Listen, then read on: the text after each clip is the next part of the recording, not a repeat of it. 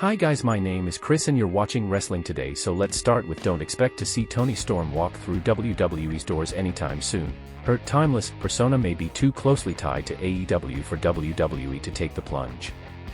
Dave Meltzer and Brian Alvarez were discussing the looming contract expiration dates for AEW talent during Wrestling Observer Radio and who WWE might actually try to sign. According to Meltzer, WWE likely wouldn't pursue Storm because they wouldn't recreate her AEW gimmick. WWE has a long-standing track record of rebranding talent that comes from other promotions. Meltzer thinks Storm's massive appeal in AEW right now is built entirely around her timeless gimmick, an old Hollywood persona that's helped catapult her to the top of the women's division. WWE, however, tends to avoid importing fully formed characters from rival promotions, meaning Storm would likely be stripped of the very act that makes her stand out. And even if WWE did want her, there's a big money wall in the way. Tony Khan would likely outbid them anyway. She's one of his top stars right now. At the end of the day, Storm may be too valuable to AEW and too gimmick-specific for WWE to justify the cost. The end result? A likely stay-put scenario for one of AEW's most distinctive characters. Do you think WWE is missing out by not trying to sign Toni Storm?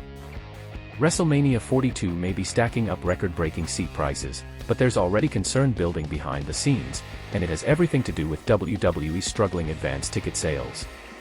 On a recent episode of Wrestling Observer Radio, Dave Meltzer broke down the concerning trend plaguing WWE's domestic shows. According to him, the company's early ticket sales, often used as a key gauge of fan enthusiasm, are starting to crash. Meltzer clarified that while overall attendance still looks decent thanks to last-minute purchases and walk-up crowds, the advance numbers are slipping in a way that hasn't been seen since early 2022. So what's driving this shift? Meltzer pointed to fan frustration over inflated ticket prices and inconsistent value.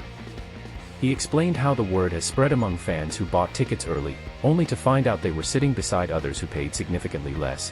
Too many people bought early and were next to someone who paid one-third the price. That got around. That kind of sticker shock has conditioned fans to wait it out. Instead of pre-ordering months ahead of time, fans are now waiting until the 11th hour, hoping for price drops, sometimes scoring the exact same seats for thousands less. And that's where things could start to backfire. If fans don't feel pressure to buy early, or see no value in doing so, WWE could eventually see arenas that don't fill at all. Meltzer didn't call out any specific shows by name, but stressed that this growing pattern is real and concerning. This comes at a time when WWE is charging its highest ever prices for premium experiences. WrestleMania 42's front row seats. Reportedly $70,000 for the full weekend. Even rows 2 and 3 will cost fans between $35,000 and $50,000. As of now, it looks like fans may be checking their wallets before rushing to grab those seats. Do you think WWE's strategy of raising prices is hurting its own momentum? WWE pulled off some slick editing magic during SmackDown, and not everyone saw the same finish.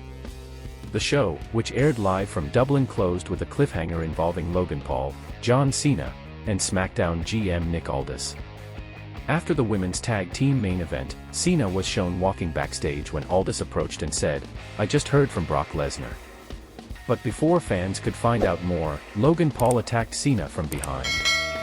Now here's where things get interesting. WWE reshot the segment and aired 2 different versions. For international viewers watching on Netflix, Logan's punch didn't connect cleanly. Cena appeared to dodge or only slightly get hit.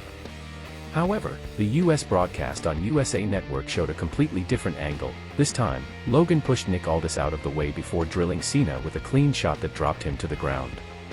WWE hasn't commented publicly on why the scene was reshot or altered between versions, but the production change adds a surreal wrinkle to what was already a major segment. As for Brock Lesnar's role in all this, his message to Cena was never actually delivered on air, just teased by Aldis. With Clash in Paris on August 31st quickly approaching, all eyes are on whether the Beast Incarnate will make a shocking return to confront Cena and potentially set up one final showdown. Thanks for watching.